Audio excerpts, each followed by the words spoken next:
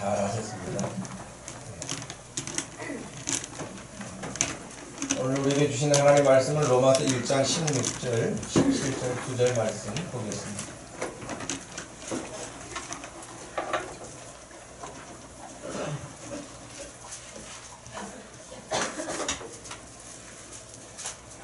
로마서 1장 16절과 17절 9절 말씀. 찾으셨으면 우리 한 목소리로 말씀 읽겠습니다. 내가 복음을 부끄러워하지 아니하노니 이 복음은 모든 믿는 자에게 구원을 주시는 하나님의 능력이 됨이라. 먼저는 유대인에게요 그리고 헬라인에게로다.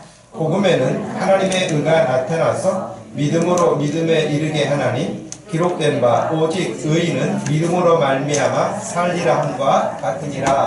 아멘.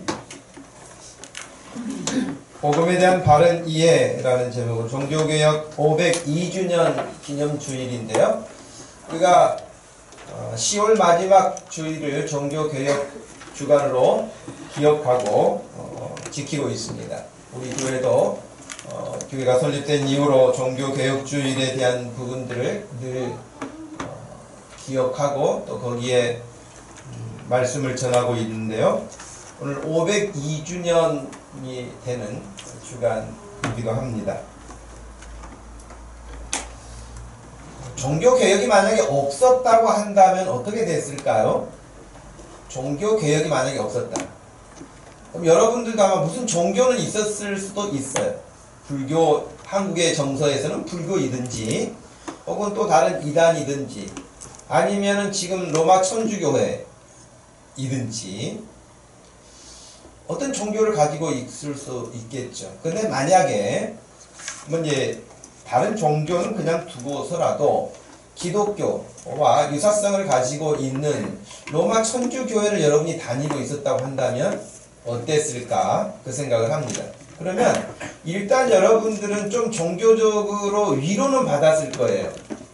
왜냐면 그 종교라고 하는 기능이 주는 여러 가지 혜택이 있는데 그 중에 하나가 자기가 막 지쳐있고 힘들고 방황하고 괴롭고 그럴 때에 어찌됐든 간에 위로를 주거든요. 불교 신자들도 절에 가면 위로 받습니다. 거기 뭐 불교 신자라고 해서 절에 가면 화나가지고 내려오는 게 아니에요. 다 위로 받고 와요. 이단들에게 넘어간 사람들도 다 거기서 기쁨을 누린다고 그렇게 말해요. 피지에 잡혀간 사람들 한국 들어오지도 못하면서 거기가 천국이라고 아마 마인드 컨트롤을 하고 있는지 몰라. 여기가 천국이지 여기가 천국이지 하면서 노동해요.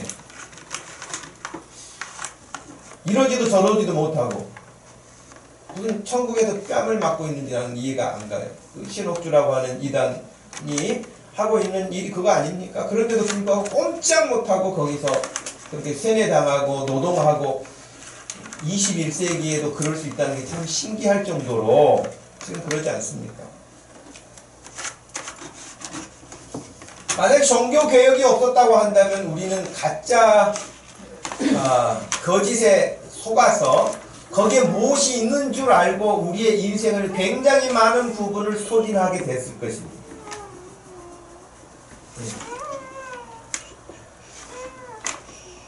사람들이 약간 오해하고 있는 이 부분이 있는데 늘 여러분에게 말씀드린 바 있지만 종교개혁 그러면은 원래 로마 가톨릭 교회가 정상적인 교회이고 분파로 우리 기독교가 거기서 나왔다라고 생각하는 그런 경향들이 있어요.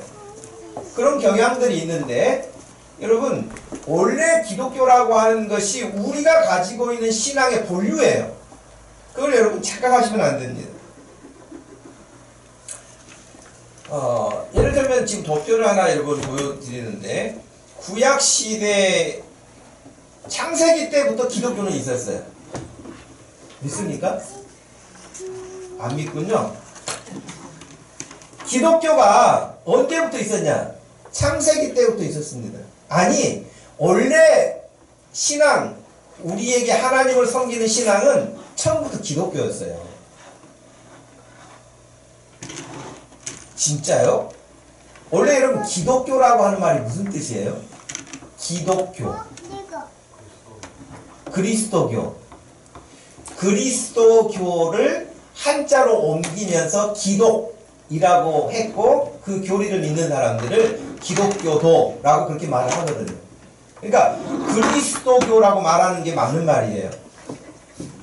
혹은 예수교라고 해도 다른 바는 없지만 기독교의 근본적인 어원을 따라가면 그리스도교, 크리스토스라고 하는 예수 그리스도를 기반을 하고 있습니다. 그러면은 구약시대에 어떻게 기독교입니까? 구약시대는 그냥 유대교가 그냥 아닌가요? 이렇게 생각할 수 있죠. 근데 여러분, 성경의 중심은 누굽니까? 제가 이 자전거 휠을 여기에 보여드리고 있는데 그 여러 살들이 연결되어 있지만 가운데 축이 없다고 한다면 안 되죠. 가운데 축이 있어야 굴러갈 수 있도록 하고 모든 균형을 잡는 거예요. 마찬가지로 성경의 중심은 예수 그리스도세요. 아멘. 성경의 중심은 예수 그리스도시기 때문에 구약 성경 창세기 3장 15절에 이미 약속하신 분이 예수 그리스도예요. 여러분 좀 의심스러운 눈으로 저를 깜빡거리면서 보시는데요. 그리고 아브라함을 부르셨을 때에 믿음의 자손을 주시겠다고 약속하신 분이 예수 그리스도세요. 예수님이 직접 말씀하시기를 아브라함이 나 올 것을 생각하고 웃었다라고 말씀도 하셨어요. 그러니 요한복음 5장 39절 말씀에서는 너희가 성경에 영생이 있을 줄 알고 성경을 공부하는데 그 성경은 곧 나에게 대해서 증거하고 있는 것이다 라고 예수님이 직접 언급하셨어요. 그래서 성경의 중심은 누구다? 예수 그리스도시다. 그러니 기독교는 언제부터 시작된 거라고요? 창세 때부터 기독교인 거예요. 그런데 도표에서 말씀드린 것처럼 원래 기독교의 신앙, 그리스도의 신앙인데 유대교가 어떻게 생겨났느냐? 유대교는 오실 그리스도, 약속하신 메시아 예수 그리스도를 받아들이지 아니하고 유대 자신들만이 공동체를 가지고 있으면서 그리스도를 배척한 거예요. 그래서 여전하게 그들은 유대교로 남아있는 거예요. 창세기 때부터 유대교가 있었던 게 아니라니까요. 처음에 기독교였어요. 그러나 그 기독교의 바른 정신을 받아들이지 않는 자들이 남은 게 유대교예요. 그러면 이사야가 외쳤던, 선지자가 외쳤던 메시지가 뭐냐? 예수 그리스도를 말하는 거예요. 아브라함이 약속한 믿음의 후손이 누구냐? 예수 그리스도를 말한 거예요. 다윗이 말한 그 왕의 후손이 누구냐? 예수 그리스도를 말한 거예요. 그렇기 때문에 마태복음 1장 1절에 아브라함과 다윗의 자손 예수 그리스도의 세계라 이렇게 시작하잖아요. 그렇기 때문에 기독교가 이미 구약 창세 때부터 시작된 것이 우리 그리스도 교회인데 그 예수 그리스도를 받아들이지 못한 사람들, 그 사람들이 유대교예요. 이 사람들은 선지자를 그렇게 보냈어도 선지자 말을 안 듣잖아요.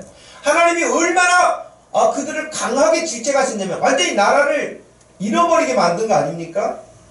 구약의 북쪽 이스라엘이 먼저 망하고 남쪽 유다도 망하고 완전히 포로로 잡혀간단 말이에요. 그래서 학대를 받고 이런 말할 수 없는 그런 고난을 받으면서도 그리스도를 받아들이지 못해요. 그리고 여전히 자기 유대인들만 모이는 어떻게 보면 민족 종교로서의 남아있게 돼요. 그게 유대교예요. 그러면 구약 성경에서도 여전하게 예수 그리스도를 믿는 사람들이 누구냐? 그것이 히브리서 11장에 나와 있는 믿음의 사람들인 거예요. 그 사람들이 믿었다고 하는 그 믿음 안에는 누가 있어요? 예수 그리스도가 있는 거예요. 이해가 되시죠?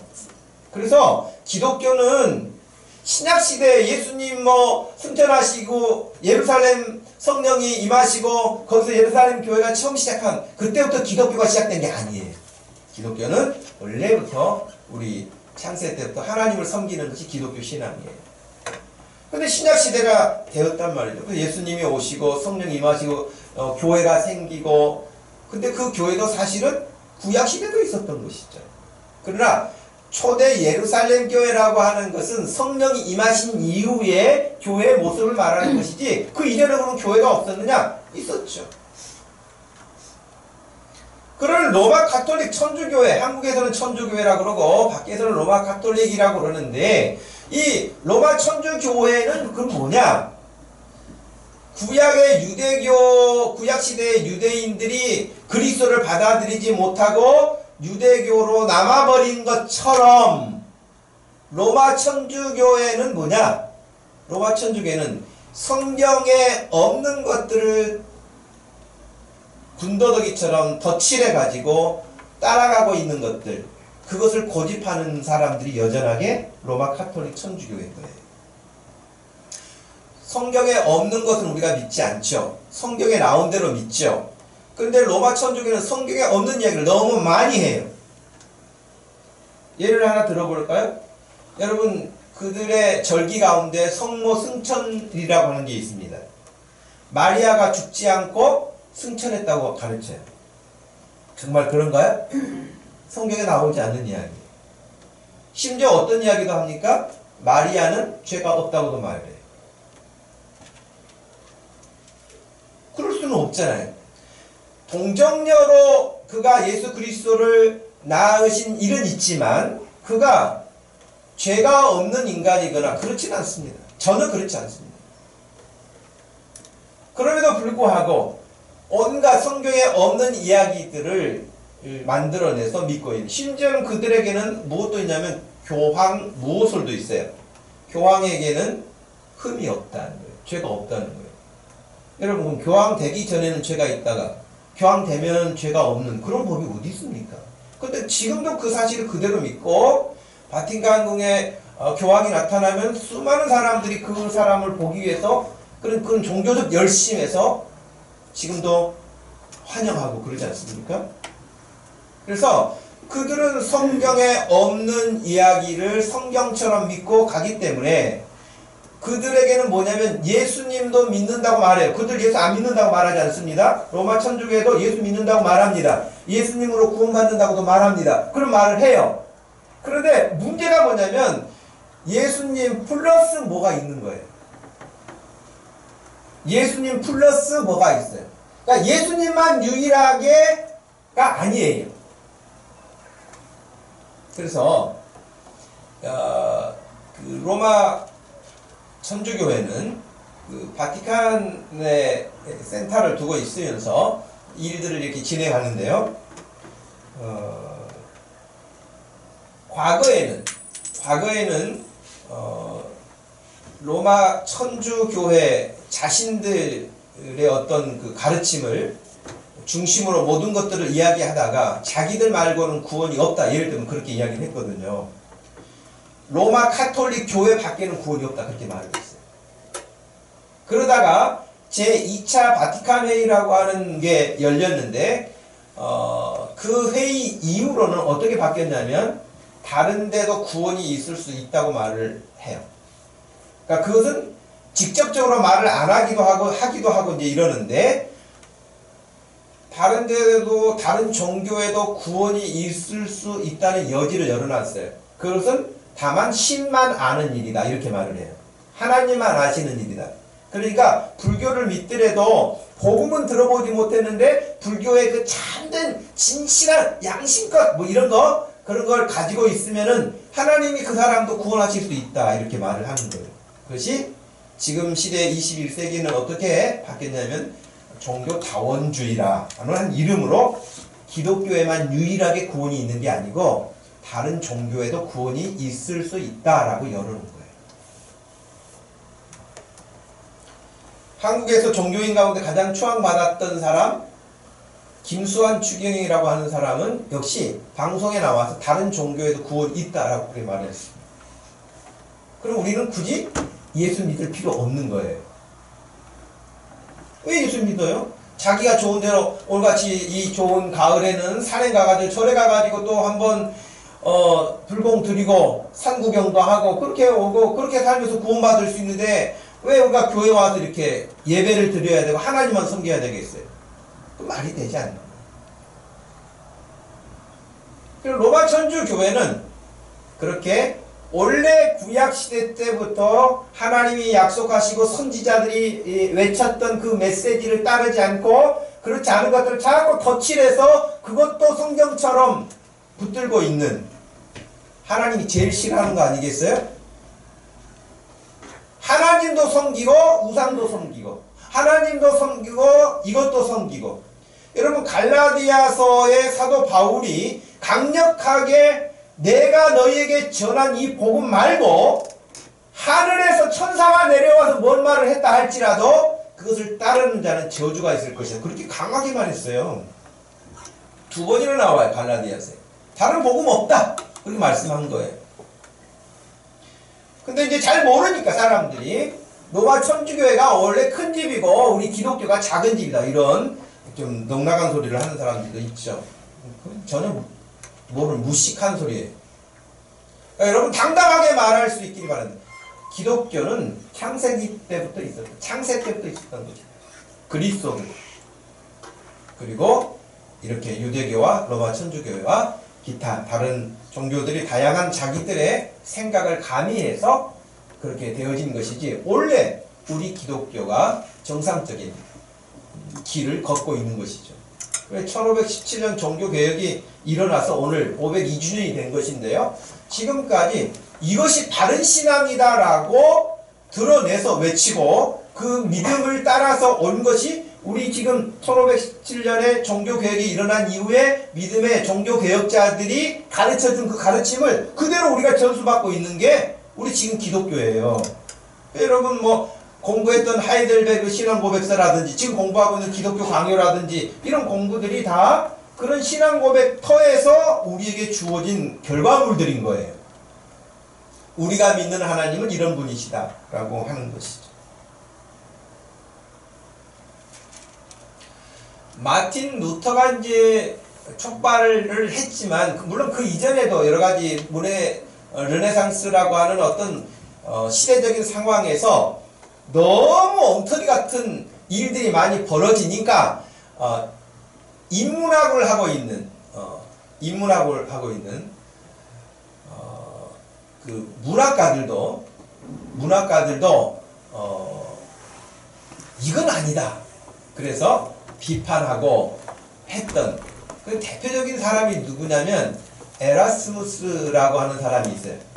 에라스무스라고 하는 사람이 있는데 그 사람이 우신예찬이라고 하는 책을 썼단 말이에요. 그래서 어리석은 일을 찬양을 해요.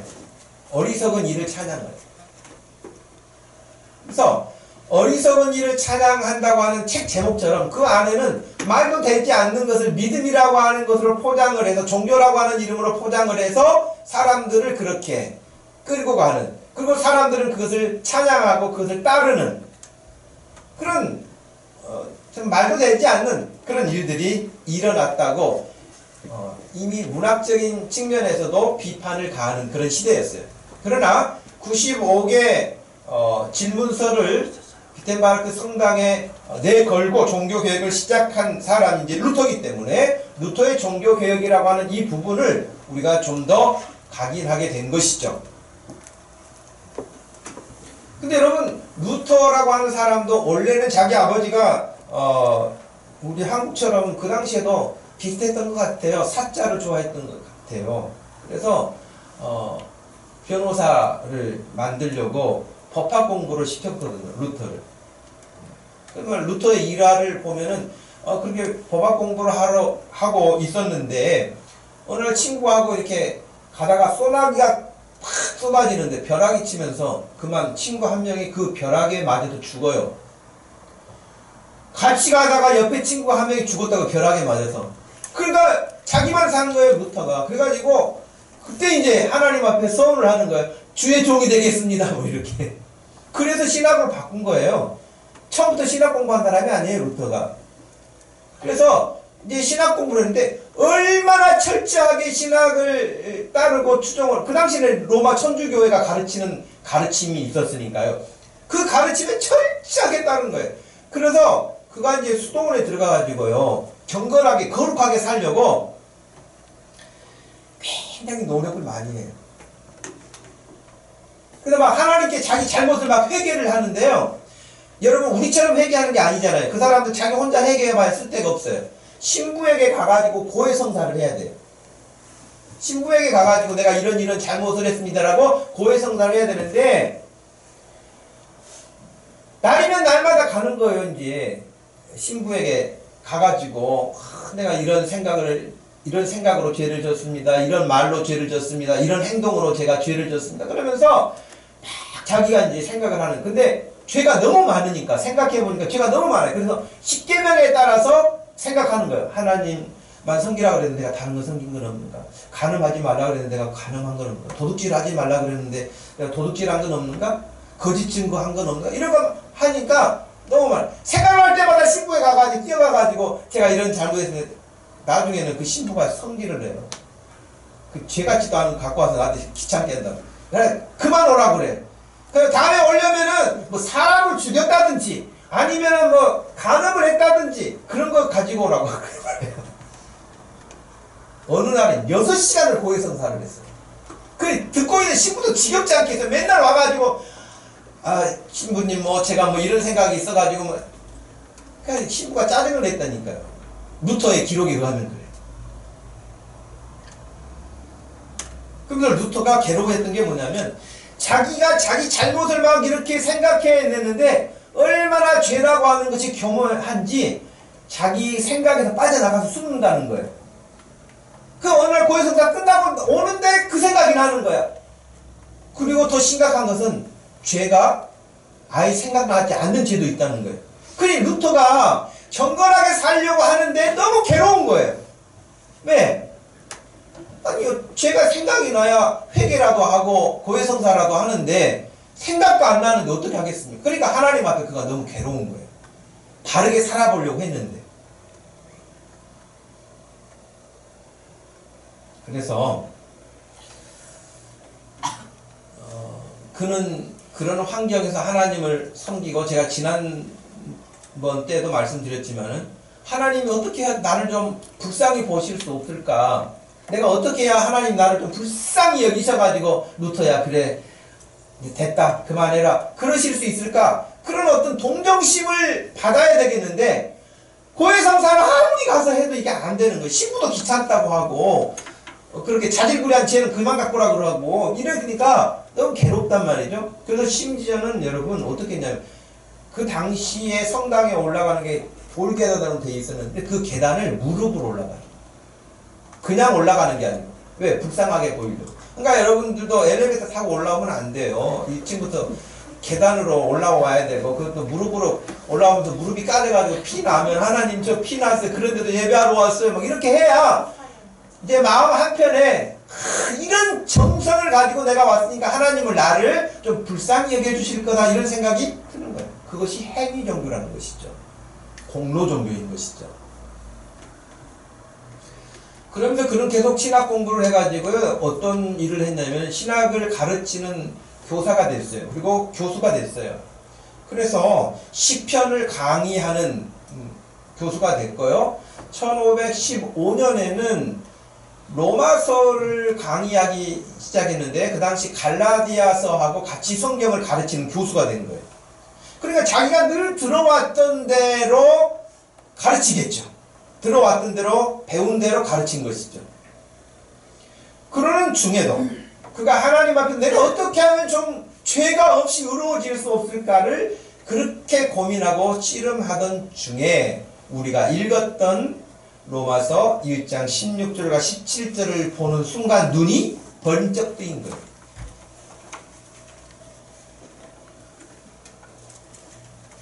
그래서 어떤 학자는 이 사건을 두고 루터에게 나타난 랭귀지 이벤트라고 그렇게 말해요. 정말 그가 여러 번 읽었던 성경이고 가르쳤던 성경인데도 불구하고 그날 그의 눈에 새롭게 들어온 게 있었어요. 그것이 우리가 오늘 읽었던 말씀 가운데에 특별히 17절 복음에는 하나님의 의가 나타나서 믿음으로 믿음에 이르게 하나니 기록된 바 오직 의인은 믿음으로 말미암아 살리라 함과 같으니라 하는 이 말씀. 그러면서 16절에 앞서서 언급한 복음을 믿는 모든 자에게는 하나님이 구원을 주시는 능력이 있다. 뭐 이렇게 하시는 말씀까지 이제 연결해서 눈이 번쩍 뜨이면서 아, 내가 의로워지는 것은 내게서 나오는 것이 아니구나 하는 것이 눈에 들어온 거예요. 왜냐? 17절에 분명히 그랬잖아요. 복음에는 하나님의 의가 나타났어. 내가 의로워질 수 있는 것은 하나님의 의가 나타나서 하는 것이지 내가 뭔가 해서 의로워지는 것이 아닌 것을 그때 본 거예요. 그래서 그가 이 사실을 깨닫고 나서요, 아, 믿음으로 내가 믿음으로 의로워지는 것이지 내가 이것도 하고 저것도 하고 뭔가를 많이 하고 나니까 그 선한 일을 많이 했기 때문에 내가 의로운 사람이 되고 천국 가는 게 아니구나, 예수 그리스도를 믿음으로 구원에 이르는구나 하는 이런 기본적인, 우리가 흔히 이신득의라고 하는 말을 쓰잖아요. 이승칭이라는 말도 쓰고요. 그러니까 믿음으로 의로워지고 믿음으로 의롭다함을 받는다, 그런 뜻인데 한문적으로 그가 이제 아, 우리가 의로워지는 것은 믿음으로 되는 거구나. 예수 믿어서 내가 천국 가는 사람 되는 거고 하나님의 자녀가 되는 것이지 착한 일 많이 해서 내가 천국 가는 게 아니다. 그 사실을 이 성경을 가르치는 교수가 그때 깨달은 거예요. 그래서요, 이 일로 그동안 그렇게 괴로웠던 자기 자신, 왜? 하나님께 좀 바르게 살아보고 싶은데 잘 안 되니까 괴로웠어요. 그렇게 괴로웠었는데 그 괴로움이 한순간에 사라지게 됐어요. 괴로움이 한순간에 사라지게 됐으면서 그때 그가 지은 찬송 가사가 있는데요. 이런 가사 내용이 나와요. 마귀의 감옥에 나 묶여 있었네. 사망의 고통이 날 휘감고 있었네. 밤낮으로 나의 죄 날 핥히었네. 내 어머니 왜 날 낳으셨던 거. 갈수록 깊어지는 내 괴로움. 인생이 재미가 없었네. 죄로 나 미쳐버렸네. 그때 아버지 이마살 찌푸리셨네. 마냥 시달리는 날 보시고 영원한 사랑 맹세하셨네. 내 시달림 끝내주마고 돌이켜 보여주신 모습 아버지의 마음. 그러나 그분의 마음은 쓰라렸다네. 아끼던 아들 값으로 대신하느라. 그래서 복음이 이제 눈에 들어온 거예요. 이 말씀이 눈에 들어오면서 내가 의로워지는 것은 하나님이 그 아들 예수 그리스도를 내어주셔서 내가 그분을 믿음으로 의로워졌구나 하는 사실을 알고 자유함을 얻게 된 것입니다. 그래서 사도 바울이 내가 복음을 너무 자랑스럽다, 당당하게 말하는 것처럼 그 바울이 느끼는 감정을 루터가 느낀 거예요. 저는 원하기는 이 시간 여러분 예배하는 여러분들이, 말씀 듣는 여러분들이 바울이 내가 복음을 부끄러워하지 않는다, 자랑스럽게 생각한다, 당당하다, 사람을 살리는 능력이 있다, 하나님께서 주신 이 복음의 능력은 구원의 역사를 일으킨다, 이런 자랑스러움과 당당함이 있었던 것처럼, 그 기쁨을 루터가 발견했던 것처럼 이 시간 말씀을 듣는 여러분들의 심령에 이런 역사가 일어나기를 축복합니다. 정말 야, 이 말씀이 있어? 여러분, 그런 예를 제가 가끔 들지 않습니까? 정말 이 병은 나을 수가 없는 병이에요. 뭐 불치병이라고 흔히 말하죠. 요즘에는 뭐 에이즈를 고치는 병이 약이 나온다 뭐 이런 이야기가 있지만 아직도 완치되는 약은 없단 말이죠. 근데 어떤 사람이 신약을 개발했어요. 신약을 개발했는데 에이즈만 낫는 게 아니라 모든 질병이 다 나아. 감기부터 시작해가지고 에이즈까지 다 낫는 병이 약이야. 이것만 마시면 끝이야. 한마디로 무슨 약이겠어요? 만병 통치 약이죠. 이런 약을 여러분이 개발했다면 여러분 어떻게 되겠어요? 여러분 못 살 걸? 여러분 그 약 개발하고 못 살 거예요. 돈을 너무 많이 벌어가지고 죽을 거예요. 그런 약을 가지고 있다, 알게 됐다. 근데 막 그 질병 때문에 막 괴로움을 당하고 막 너무 고통스럽고 그 사람에게 이 약은 어떤 효능이 있겠어요? 어떤 마음이 들게 하겠어요? 최근에 여러분 어떤 한 사람 우리나라 연예계에 있던 어떤 분이 중한 질병에 걸렸는데 지금 폐암 거의 말기 아닙니까? 사진 보니까 얼굴이 까매졌던데 지금 외국에서 개 구충제로 먹이는 그 약을 먹고 암이 나았다는 이야기를 듣고 이 사람이 자기 실험하고 있잖아요. 개 구충제 약인데 그 약을 먹고 사람이 나았다는 거야. 암 질병이. 그러니까 이 사람이 그 약을 지금 구입해서 먹고 있다는 거예요. 어떤 그런 심각한 질병에 빠진 사람에게 그것을 고칠 수 있는 약이 있다라고 하는 것은 얼마나 큰 기쁨의 소식이겠어요. 돈이 얼마나 들어간다 할지라도 그거 다 들여서라도 그 약을 사고 싶지 않겠어요. 여러분 지금 루터가 깜짝 놀래가지고 즐거워하고 사도 바울이 당당하게 그 당시 로마 시대에 예수 믿는 사람은요 아주 무시했어요. 로마 사람들이 굉장히 자신들이 지성인이라고 생각하고 철학을 말하고 문학을 말하고 그렇게 해야 좀 교양도 있고 수준이 있는 사람으로 여겼지 저 나사렛 예수 믿는 사람은 좀 덜 떨어진 사람들 뭔가 좀 부족한 애들 이런 사람으로 취급했고요. 그렇게 존중하지 않았거든요. 그런데 그 로마 사람들을 향해서 사도 바울이 내가 복음을 자랑스럽게 생각한다. 이 복음은 사람들을 구원하는 능력이 있다. 이렇게 외친 거예요. 그러니 여러분 이 시대를 살면서도 온갖 우울하고 근심 걱정 많고 염려 근심에 눌리고 있는 수많은 사람들에게 이 예수 그리스도의 복음을 루터처럼 즐거워하고 기뻐하고 바울처럼 자랑할 수 있는 그런 믿음이 되어야 되지 않겠습니까? 우리가 믿는 예수 그리스도의 이 믿음이 그저 어떻게 교회 가가지고 좀 위로받고는 이런 정도의 문제가 아닌 것이에요. 사람을 살리는 거예요. 영원히 살리는 거예요. 어마어마한 것이죠. 여러분 비행기 타고 여행을 해보시면 알겠지만 피곤하지 않아요. 피곤하잖아요. 네. 피곤해요. 비행기 처음 타볼 때는 막 신기하고 막 그런 호기심도 있고 막 그래서 하는데 그래서 좀 이제 삶의 형편이 나아지고 재정적인 여유도 있고 그러면 어디 비행기를 타도 어디를 타지요? 좌석을? 비즈니스석을 타요. 거기는 다른 이코노미석에 한 두 사람이 앉을 자리 더 거의 한 세 사람, 네 사람이 앉을 자리 혼자 앉아요. 그러니까 다리도 쭉 뻗고 앉고요. 갖다 주는 음식도 좀 다르고요. 땅콩도 좀 다른 것 같아. 하여튼 그렇단 말이죠. 여러분 이 세상에서 비행기 타고 어디서 어디 가는데도 돈 조금 내면 더 좋은 자리에서 편안하게 가더라고요. 보니까 예수 믿으면요 어떻게 된 줄 아세요? 천국까지 가는데 비즈니스석은 따라올 수가 없어요. 예수만 믿으면 여러분이 천국 가는데 돈 드릴 필요가 없어요.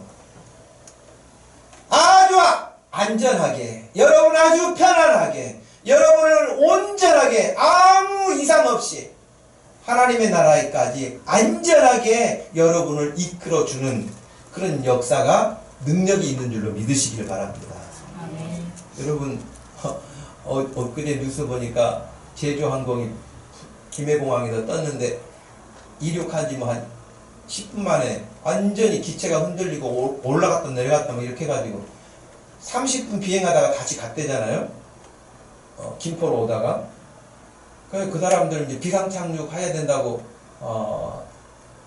그 안내방송 나오고 그러니까 완전히 홈디백산 이제 어떤 사람 기도하는 사람 이제 죽는구나 막 하는 사람 난리가 났대잖아요. 그 안에서 그래도 하여튼 진항으로 잘 내려왔는데 그때 그 공포감이 얼마나 크겠어요. 지금 하늘에 떠 있는데 자동차하고 느끼는 감정이 전혀 달라요. 불안하죠. 근데 예수 믿으면 약속하신 대로 예수님만 믿으면 모든 죄 사함 받고 하나님의 나라에 가장 안전하게 아무 탈 없이 우리를 인도하신다고 그렇게 약속하신 그 말씀을 루터도 믿고 사도 바울도 믿고 오늘 여기 있는 저와 여러분들도 그 믿음으로 여기 와 있는 줄로 압니다. 그렇기 때문에 여러분 우리가 이 복음을 좀 더 당당하게 생각해야 될 필요가 있겠다. 제가 지난주에 그 노방전도 이 교회 앞에서 하고 있는데요. 강말 막내 아마 그분도 뭐 몇 남매 되신 분 가운데 막내신가 봐요. 그래서 이름이 막내겠죠. 강막내라고 하는 할머니를 만났어요. 할머니 교회 나가세요. 그랬더니 자기 절에 다닌대. 어디 절에 나가세요? 우이동 어디? 아니 우이동까지 여기서 가세요? 거기 의정부 가까운데 우이동은? 거기서 이사 오셨대. 3년 되셨대. 지금은 안 다니시죠? 그러니까 지금은 안 다녀요. 그러니까 불교 신자라 해서 겁먹을 거 없어요. 안 나가면서도 불교라고 하는 사람이 많으니까. 그러면서 제가 이제 예수님을 말했어요. 어머니 꼭 이렇게 예수 믿으시고 천국 가셔야지. 어머니 얼마나 일제시대도 경험하시고 전쟁도 경험하시고 보릿고개도 경험하시고 얼마나 고생 많이 하시고 죽으시면 지옥 가면 어떻게 되겠어요? 안 되죠. 천국 가세요. 아이고 나는 그 어른 조상 때부터 부모 때부터 불교를 믿어왔기 때문에 나는 종교를 못 옮겨. 그 거짓말이에요. 뭐 종교 옮기면 우한 온다고 막 그런 말 들으셨죠? 다 거짓말이에요. 뭐 저도 저희가 어머니가 초파일에 절에 가가지고 등도 달아놓고 그러는데 나 지금 목사 됐어요. 그러면서 막 했는데도 옛날 저희도 시골에서 사람들 초파일 되면은 쌀 하여튼 쌀 담는 그릇에 담아가지고 절에 가서 초파일 다 자기 자손들 좋아진다고 하고 복 받는다고 하니까 등 하나씩 달고 막 그랬던 기억이 나요. 동네 사람들 종교 없어요. 그래도 초파일이니까 다 그거 뭐 하러 간다 그러면 다 따라가는 거예요. 저희 어머니는 갔는지 안 갔는지 잘 모르지만 아무튼 그렇게 말을 한 것이죠.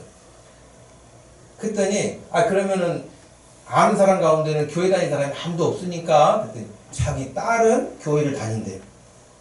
자기 딸은 기독교 집안으로 시집갔으니까 그 집안이 하는 대로 하는 거고 자기는 이 집안이 하는 대로 불교로 그냥 한다면서 자기는 죽어도 극락은 못 갈 것 같아. 해놓은 게 없어서. 그러면서 이제 제가 더 적극적으로 이제 복음을 전하려고 하니까 나 바빠 가야 돼. 그러면서 힘드시거든요. 그래가지고 이야기를 더 못했어요. 얼굴은 제가 이제 안면에 익혀놨기 때문에 아마 법원에 있는 안에 있는 은행을 다니시더라고요. 전도하다 보면 또 만나겠죠. 여러분 자기가 해놓은 게 없다고 그래요. 또 성당 다니는 어떤 아주머니도 만났댔어요. 한 2달 전에. 그랬더니 그분도 자기가 착한 일을 하는 일과 자기가 천국 가기 위해서 다 선행을 쌓는 거예요. 선행을 쌓는 거예요.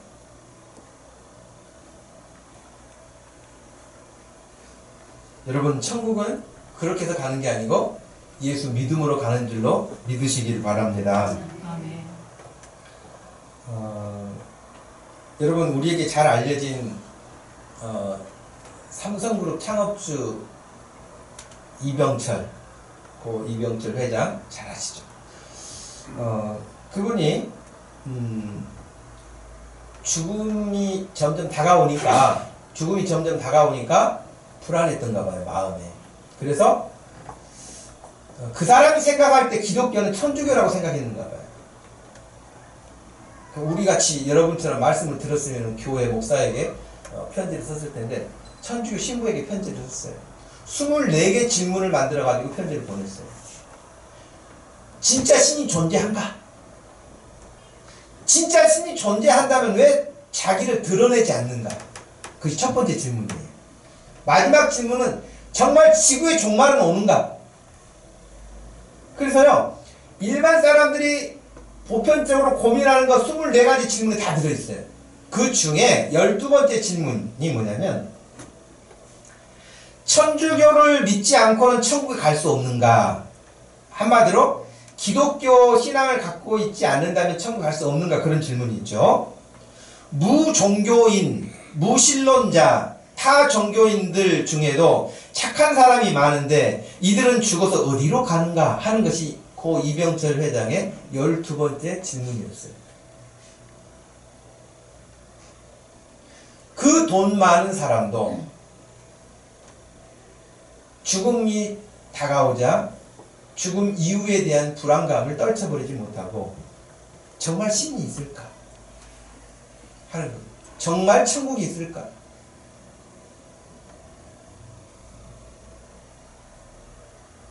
그러면서 그 사람이 질문에는 뭐라고 되어 있냐면요.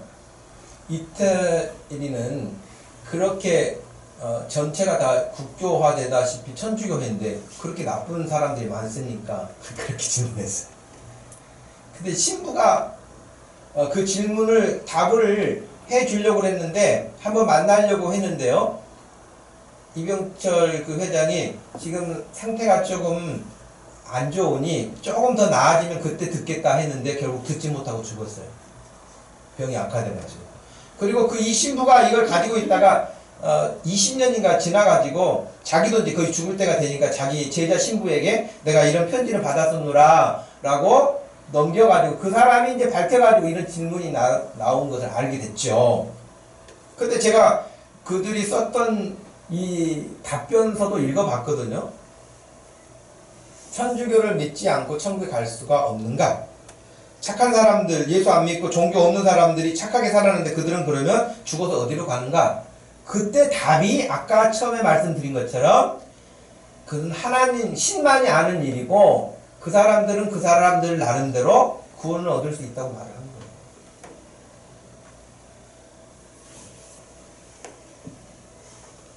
그런데 성경에는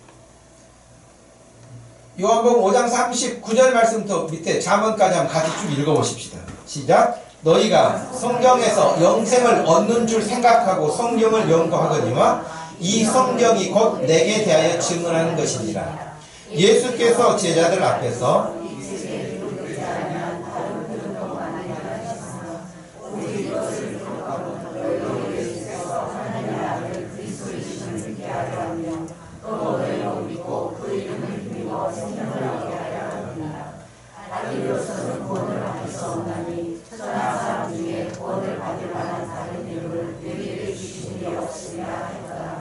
어떤 길은 사람이 보기에는 바르나 필경은 사망의 길이니라. 아멘. 오늘 조덕철이가 오늘 이렇게 교회 처음 왔잖아요. 근데 덕철이라고 하는 저 초등학생이 교회를 처음 왔지만 덕철아, 네가 오늘 와서 예수님이 누군지를 알게 된다면 덕철이 너만이 아니라 덕철이 엄마도 아빠도 온 가족이 구원에 이룰 수 있다고 성경에 약속하십니다. 그러니 덕철이가 오늘 교회 그냥 한번 와봐야 되겠다 해서 왔을지 모르지만 하나님께서 덕철이를 하나님의 아들이 되게 하시고 천국 갈 수 있는 놀라운 그런 선물을 주시기 위해서 교회를 보내신 것을 덕철이가 오늘 믿는 역사가 일어나길 바란다. 다은이도 그런 역사가 일어나길 바라고. 여러분, 여기 있는 우리 모두가 마찬가지인 거예요. 다른 방법은 없어요. 오직 예수 그리스도로만 구원 얻도록 하나님이 길을 그렇게 내신 것이고 그 길을 믿고 가는 사람들이 그리스도인들이고 그 그리스도인들이 모인 기독교. 그것이 우리 기독교인 것이. 여러분, 전도를 하다 보면 예수님을 제가 욕하는 사람은 잘 못 봤어요, 지금까지. 무슨 예수를 믿습니까? 막 옛날에는 70년대만 해도 전도할 때 여러분 어떤 반응이었냐면 왜 서양 귀신을 믿습니까? 이런 사람들이 있었어요. 어르신들 가운데. 유교를 신봉하고 있는 사람들은요, 제사도 안 지내고 조상도 몰라보는 것들, 뭐 서양 귀신을 믿는다 이렇게 말을 했는데 지금 그런 사람들 없어요. 그 사람 다 돌아가셔가지고 이제 그런 사람들은 없고 예수님 욕한 사람은 제가 못 봤어요. 그런데 예수 믿는 사람들은 욕한 사람들이 너무 많아요. 뭐 교회 장로도 뭐 권사도 목사도 뭐 교회 다니는 사람들도 뭐 다 욕해요. 교회도 욕하고요. 예수님은 욕은 안 하더라고요. 그런데 어찌됐든 간에 예수님을 욕은 안 하지만 예수님을 잘 모르는 사람들이 너무 많아요. 그래서 어떤 목사님이 일본에 가가지고 그 전도 선교, 단기 선교를 갔는데요. 어떤 목사님이 홋카이도 대학에서 홋카이도가 더 이렇게 굉장히 자연 환경이 멋있는가 봐요. 근데 그 대학 정원에 앉아있는 벤치에 앉아있는 학생을 만났다는데 이렇게 기록하고 있습니다. 홋카이도 대학에서 나무 그늘 앞에 청년 한 명이 앉아 있었습니다. 오사카 출신의 건축학도 게이토 이타라라고 하는 친구였는데요. 홋카이도 자연이 아름다운데 자연의 조화를 생각하면 이 모든 것을 디자인한 디자이너가 있기 때문이 아닐까요? 라고 말을 건네면서 전도를 시작했다는 거예요. 그랬을 때 그 게이토라고 하는 학생이 말하기를 그리스도인들이 역사적으로 많은 악행을 저질렀기 때문에 그들이 편협하고 나쁘다고 생각합니다. 그래서 나는 기독교에 관심이 없습니다. 그때 이 목사님이 이렇게 답변했습니다. 그건 인정할 수 있는 부분도 있습니다만 예수님은 그런 분이 아닙니다. 일본 역시 다른 나라 사람들을 얼마나 힘들게 하고 아픔을 준 역사를 가지고 있습니까? 그러나 모든 일본 사람들이 나쁘지 않고 지금 당신도 나쁜 사람처럼 보이지는 않습니다. 그랬더니 기분이 좋아가지고 예수를 믿었대요. 영접했다고 그래. 그래요. 일본이 군국주의로 나가면서 나쁜 악행을 한 일이 너무 많죠. 그러나 모든 일본 사람이 다 나쁜 건 아닌 것처럼 교회 다니는 사람들 가운데도 나쁜 일을 한 사람들도 많아요. 예수님 이름 팔아서 못된 짓 하는 사람들도 많아요. 그러나 다 그렇지 않아요. 여기 목동 주신교에 있는 사람들 그런 사람 한 사람 없어요. 그러니까 교회에 다니는 사람들 중에도 목동 주신교에 다니는 사람들을 만나면 다 예수 믿을 터인데 엉뚱한 데 가가지고 막 직분이 이렇다 저렇다 하면서 못된 행동들을 하니까 복음을 거부하게 되는 그런 일이 일어났죠. 결과적으로 아직도 예수님을 잘 모르는 사람들이 너무 많아요. 어떤 사람들 때문에 예수님에 대해서까지 다 문을 닫아버린 사람이 많아요. 그러니 우리 목동 주신교회 모든 성도들이 이 복음의 능력, 구원의 능력을 마음에 감사함으로 확신함을 가지고 사람들에게 더 적극적으로 말을 해야 되겠어요. 더 복음을 전해야 되겠어요. 사람들을 붙잡고 이야기를 해야 되겠어요. 네가 알고 있는 기독교가 그거냐? 네가 알고 있는 예수가 그거냐? 네가 알고 있는 교회가 그거냐? 그렇지 않다. 와 뭐라 할 수 있는 그런 건강한 교회로 세워져 가기를 축복합니다. 여러분들이 그런 믿음이 되고 종교개혁의 후손자다운 그런 면모를 가지고 이 시대에 아무 공로 없지만 내가 한 건 아무것도 없지만 나를 하나님 믿도록 불러주시고 믿음도 주실 뿐만 아니라 그 예수 그리스도까지 내어주신 하나님의 그 사랑에 늘 감사하면서 천국의 소망을 품고 이 땅 나그네 인생 가운데 당당하게 승리할 수 있기를 주님의 이름으로 축복합니다. 하나님 아버지 고맙고 감사합니다. 오늘 이렇게 좋은 날 하나님께 예배할 수 있도록 하시니 감사합니다. 하나님 오늘 말씀 듣는 모든 성도들이 함께 우리 주님의 선한 일꾼들이 되어서 우리 주 예수 그리스도로 말미암아 나에게 임한 구원의 이 놀라운 사건을 입을 다물고 있지 아니하고 입을 열어 증거하게 하여 주옵소서. 전파하게 하여 주옵소서. 왜곡되게 알고 있는 이들에게 바르게 조정할 수 있는 그런 능력을 덧입게 하여 주시옵소서. 하나님의 나라가 힘차게 일어나는 샘물과 같은 교회가 되게 하여 주시옵소서. 예수님의 이름으로 기도하옵나이다. 아멘. 우리 다 같이 자리에서 일어나셔서 635장